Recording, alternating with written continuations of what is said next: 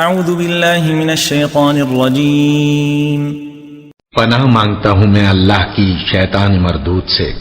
الذین یتخذون الکافرین اولیاء من دون المؤمنین ایبتغون عندهم العزة فإن العزة للہ جمیعا۔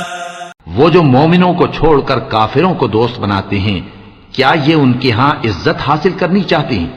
سو عزت تو سب اللہ ہی کی ہے۔ وَقَدْ نَزَّلَ عَلَيْكُمْ فِي الْكِتَابِ أَنْ إِذَا سَمِعْتُمْ آيَاتِ اللَّهِ يُكْفَرُ بِهَا وَيُسْتَهْزَأُ بِهَا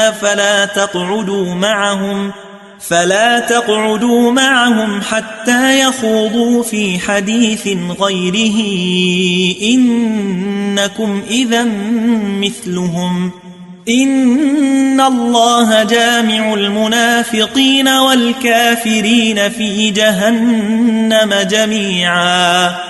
اور اللہ نے تم مومنوں پر اپنی کتاب میں یہ حکم نازل فرمایا ہے کہ جب تم کہیں سنو کہ اللہ کی آیتوں سے انکار ہو رہا ہے اور ان کی ہنسی اڑائی جا رہی ہے، تو جب تک وہ لوگ اور باتیں نہ کرنے لگیں ان کے پاس مت بیٹھو، ورنہ تم بھی انہی جیسے شمار ہوگے۔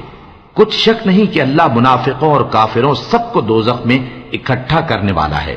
الذين يتربصون بكم فإن كان لكم فتح من الله قالوا ألم نكن معكم وإن كان للكافرين نصيب قالوا ألم نستحوذ عليكم ونمنعكم من المؤمنين فالله يحكم بينكم يوم القيامة وَلَن يَجْعَلَ اللَّهُ لِلْكَافِرِينَ عَلَى الْمُؤْمِنِينَ سَبِيلًا۔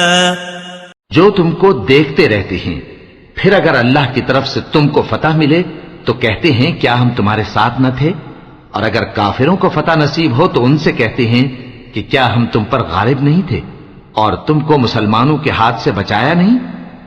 اب اللہ تم سب میں قیامت کے دن فیصلہ کر دے گا، اور اللہ کافروں کو مومنوں پر ہرگز غلبہ نہیں دے گا۔